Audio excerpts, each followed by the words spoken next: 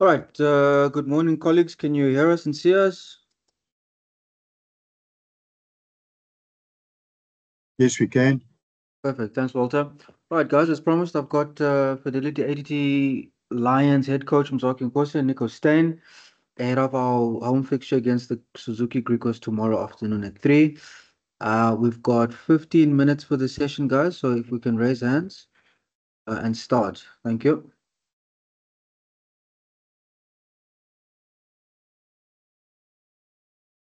Yes, Mogs. Hi, Coach. How's it, Nico? Coach, can you just take us through the season so far? You've gotten off to a great start. There's two good victories, and last week's victory in particular against Pumas were always a bit of a niggly side for you guys. Uh, just take us through the mood in the camp and how you guys are feeling after those two good victories.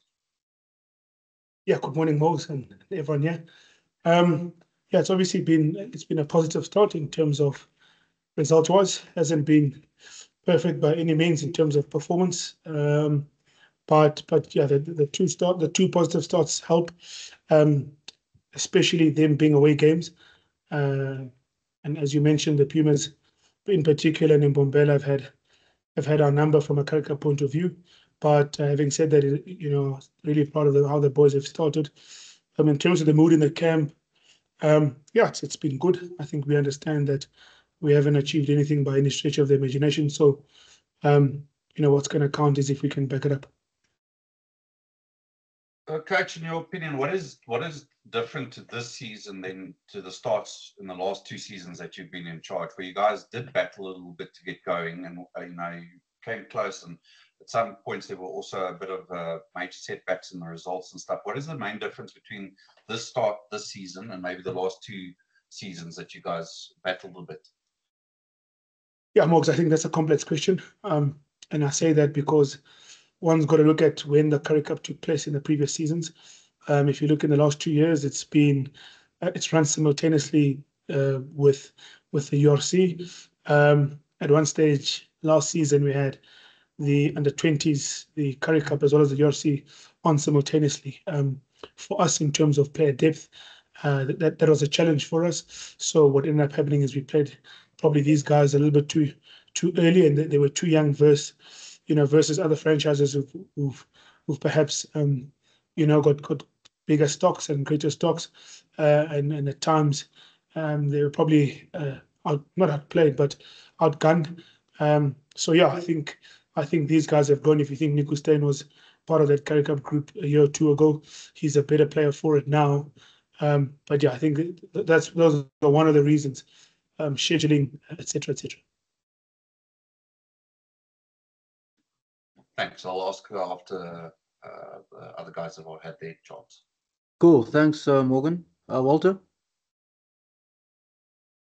Hi, Coach. I looked at the side that played against the Pumas last year, and it looks like in this season you basically used only 8 players that was in the match 23 last year.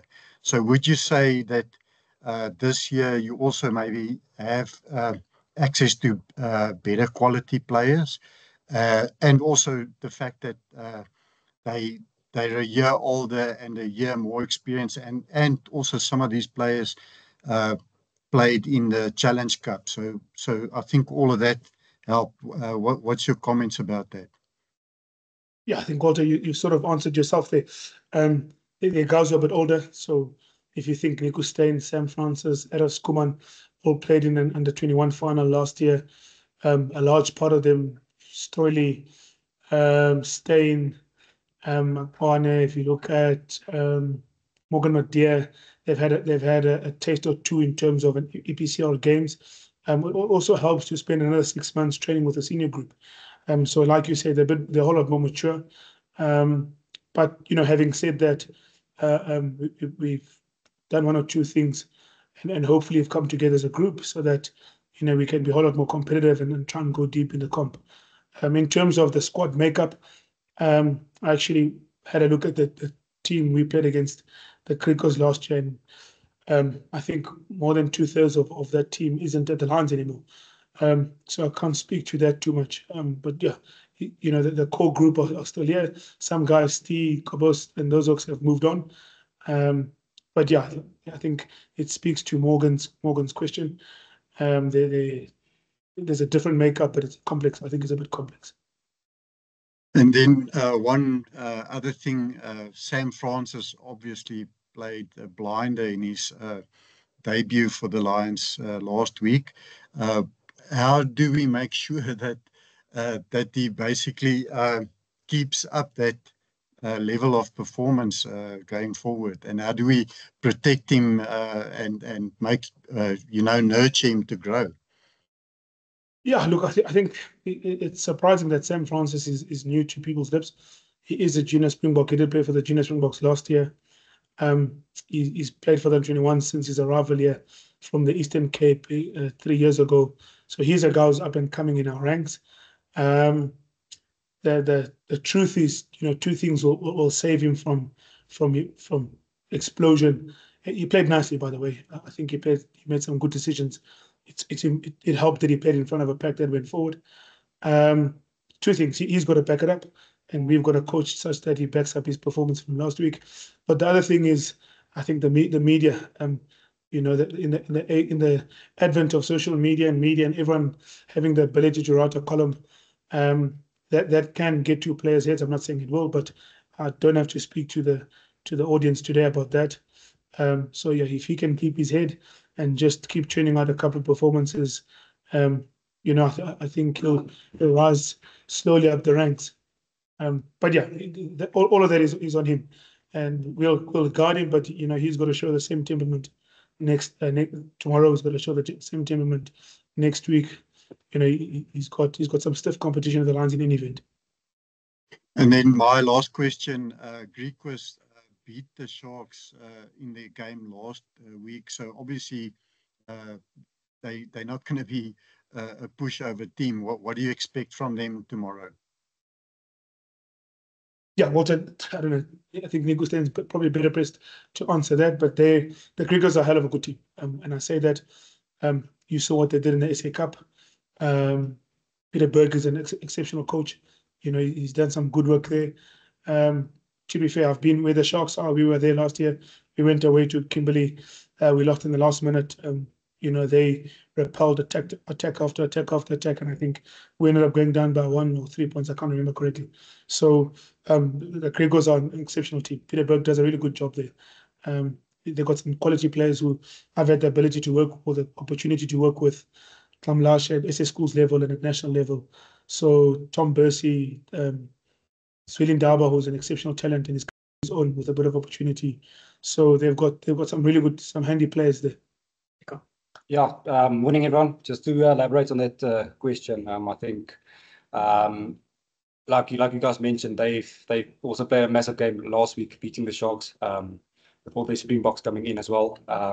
We've been buzzing with our performance also last week, so obviously both teams are buzzing. So yes, we expect them coming out guns blazing, but on the same hand, we also need to put our hands up and just reiterate our performance as well.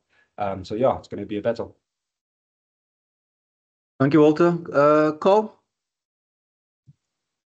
Thank you so much, Lenny. So maybe I can answer that question. On the press conference yesterday with Peter Berg, he said that they're going to slow down the ball on the ground for the Lions to stop them from attacking and, speed up the attack effort on the Lions' back line. Would you say it's accurate? Yeah, well, I've got no doubt they're going to do that. I saw their team selection. Peter's gone with three open side flankers. In the team, they've gone for a 6-2 split, so they're definitely going to have a dip at the breakdown, but we're more than prepared for it. I imagine that they're going to play with their backs. They've got some good backs. Sako was man of the match last week, carries really nicely. Swilly carried nicely. Kamlasha scored did some good things. Dobela will be keen to impress. He's signed for the Lions for next year, so he'll be keen to impress his new employers, that is. But having said that, I thought our backs played nicely. I thought Nico, Chani Lombard, Sam Francis in particular, I thought they played a nice blend of rugby. So hopefully there's a spectacle on the cards. And Nico, a personal question. You in a row at the lines at scrum half, but how does it feel to see Krappies getting his Springbok cap tomorrow and everything? And what does that mean to you as a player and your development? No, obviously, yeah, I'm very proud of him. I mean, we have a very good relationship. I actually spoke to him yesterday, and yes, I think it's just excitement. So he deserves it. I mean, the past few years he's played some awesome rugby, and for me also just to learn from him and to see how he's rode, the way he got there, just is also a positive and something for me looking forward. Yeah, it's inspirational for me as well. So yes, very excited for him. Great stuff. Appreciate it. Thank you, Carl. I don't see Morgan. You back? Yes, I also wanted to ask about the Springboks, specifically coach. You've excuse me, Kewen, Ruan, Krappie, even a bit of Edwald. You've all worked with them. They've come. Some of them have come through the line system completely, and you've played a big hand in that. How do you feel about these three youngsters tomorrow? If I can call Krappie youngster, still getting their opportunity, having been so involved with their development? Yeah, Morgan, obviously it's a hell of a rewarding as a coach. That's the type of stuff that fuel us in the jobs that we do. It's rewarding to know that, we picked up Ken Horn in Ta'ar, or Krappie 4 years ago was playing, or 5 years ago was playing in the Parts Grand Challenge at fullback for Wits. Or Jordan Hendrickson was playing in the B team, or in the young guns, sorry, on the B field at Marty's the year after school when we picked him up. So incredibly proud of those guys. Ron Fenter, who hadn't even had played no representative team throughout his schooling career. As a matter of interest, his first national team was Junior Springboks a year ago, or 2 years ago. I think a year or two ago, whatever it was. So we're incredibly proud of those guys, and part of the system and other systems doing to get 5 new Springboks all in 2 months, all of whom who've come through the junior system is quite an achievement, and one that we're proud of. And there are plenty of people behind the scenes who've also put in hard work, and hopefully those guys tomorrow, or not tomorrow, on Saturday, do their talents and opportunity justice. Why is the Lions youth system so strong at the moment? What do you think you guys are doing right? And Nico can also come in here. What do you guys think you guys are doing right? I think the player must concentrate. Well, to be honest, I don't think much has changed. The way we play still stays the same. I think it's, from a player perspective, it's just for us going onto the field and just executing whatever plan we have for the game. If we execute whatever plan we have, then games like the Pumas and the scoreboard will look after itself. Obviously, when things doesn't go your way and you don't execute the plan, then that's where things does not look so fabulous for the media, especially. So, yeah, I think it's just about executing our plans. Are you saying that the plan for the youth system and the plan at a senior level are similar, and that's why it's so easy for a young player to transition into the senior ranks? Yes, definitely. It does go hand in hand. Obviously, here and there, minor battle comms and stuff will differ, but overall plan, bigger plan, everything stays the same. And then just from your side, Nico, I mean, you've just touched on Krappie now, but you've obviously also got ambitions to play for the Springbok. Just tell us how the Currie Cup helps you in that regard. What do you get? Because there's always this debate about the Currie Cup and its value. What value as a player do you see in the Currie Cup in your development? Is it just for development purposes? Is there still prestige attached to winning the Currie Cup? Or is it just the means to an end to get maybe into the URC squad now and then to higher honours? No, I think, yeah, it's massive. The Currie Cup is really, really important for myself in particular and to this whole group of players in the Currie Cup squad at the moment. It is where we feed to get our game time. We haven't played a lot of rugby throughout the URC campaign. So, yes, it is very important for us. I think Coach mentioned it earlier. We really want to go deep into this competition. And if we go deep into the competition, more doors open. So, yes, to answer that question, it is really important for us, and also it is exciting rugby. Thanks. Thanks, Morgan. Guys, let's take two more before we wrap up. I'll say let's go Walter and then Carl, if your hand is still up there, Carl. But Walter. Yeah, coach, just a quick one from me. With the URC players having to rest, is there any prospect that you can bring some of them into the team somewhere during the season? Yeah, I think that's going to go from a prioritization point of view. So if you look at guys like VS Camp, we'll probably need a game or two. They'll assist. I'm looking at a guy like Notnachel, who missed a large part of the season through injury. A couple of games will do him well. On the other side of the spectrum, looks like Sanele and Asanati and Klabaganya, they shouldered a lot of the load in terms of the URC, so they'll go into a normal period. So I think it'll be on a player by player basis in terms of player availability. At the end of the day, all these things are governed by my players. They can play an X amount of games. It's also important that they prepare. There's a rest period. A lot of what you guys have written about, and much has been made of that in the media. So, we've got to be we've got to conform to those stipulations and regulations, as well as player welfare. We've got to look after the players as well. It'd serve us no purpose as an example to bring a guy like Sanele on board. He played all but 3 games, I think, in the URC and EPCR. So yeah, that'll be on a prioritization point of view on a player-by-player basis.